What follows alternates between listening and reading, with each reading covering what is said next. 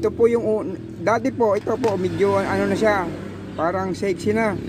Dati ito po siya. Ngayon ang gagawin po natin, ito yung panghulma ko na kasukat na ng aking bagong tari. Ayan, oh, hindi dediretso. Kailangan dediretso yan eh. Ayan. Ngayon, ayan na. Ang gagawin natin, isasawsaw natin dito sa mainit na tubig. Ayan. Tanggalin natin ang lubid. Dahil ito po mga nabili kong bayna ay hindi po kasya sa aking mga bagong tari. Ayan mga mit. Bigyan ko na naman kayo ng magandang ideya. Oh, ayan oh. Gumanda. Naglagay tayo ng pang-ipit dito. Dahil nga yung para hindi bubuka yung dulo mga mit. Ayan. Dati malapad siya, ngayon sexy body na. Magkakasya na po yung tari natin dito na simisangkong. Mahilig po kasi ako magkabit ng mga taring mahahaba mga mit. Ang mga tari ko mahahaba, hindi magkasya sa mga nabibili. Ayan. May dumating, malapad, old model ang style. Ayan. Ginawa natin ng paraan. Ayan, oh, gumanda na. Ito na naman mit ha. Oh, malapad. Ngayon, tanggalin natin muna to. Kalasin natin yung tali. Ngayon, ilalagay natin itong panghulma. Ayan. Isagad. Ayan. Ngayon, ang bagong naisip ko, naglalagay ako ng pang-ipit dito. Ayan, para hindi ko na iipitin ng plies. Ganito na lang mga mit. Ayan, tingnan nyo. Sausaw natin dito sa mainit na tubig. Ayan. Pagkalipas lang po ng kahit mga 10 segundo, pwede na.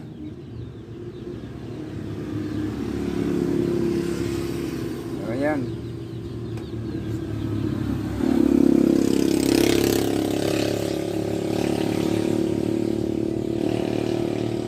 Ayan.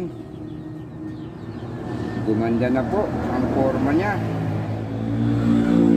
Ayan, palamigin natin muna ng konti para yung hugis niya ay hindi na magbago. Yan na talaga.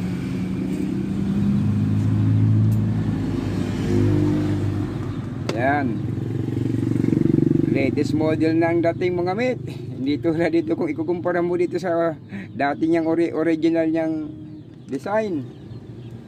Yan, yung bandang dulo dahil masyadong malapad yung dulo, bawasan ng konti. Hindi lang, ayan, maganda na.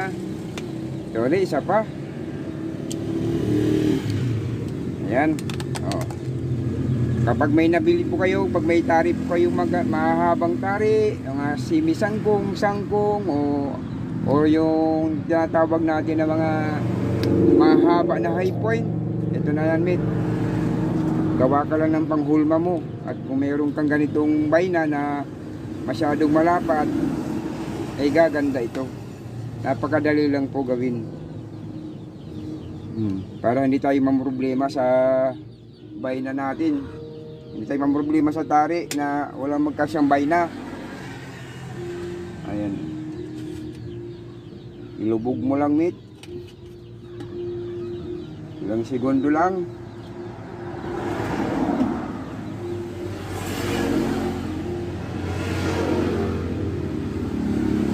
Kaya kung mayroon po kayong tari nyo na high point, mahilig po kayo sa mahaba, yung mga sangkong or sinisangkong, ganito po yung gagawin natin mga men.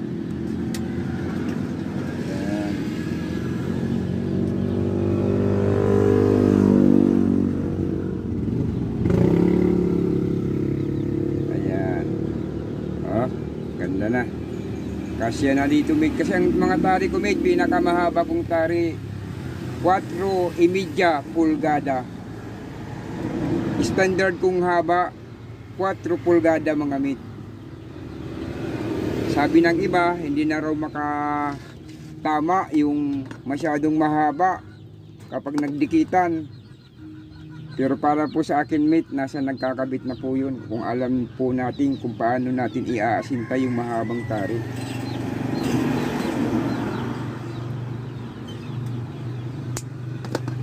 Ayan, kumanda na. Asya na lang mga mate.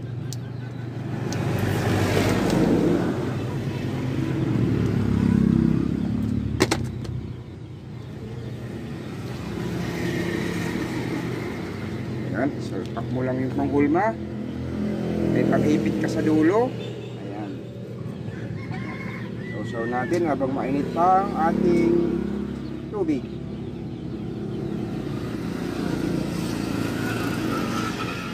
1, 2, 3, 4, 5, 6, 7, 8, 9, 10. Pwede na mga mate.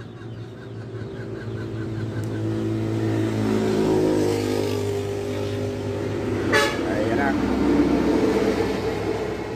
Medyo naging slim na. Slim na.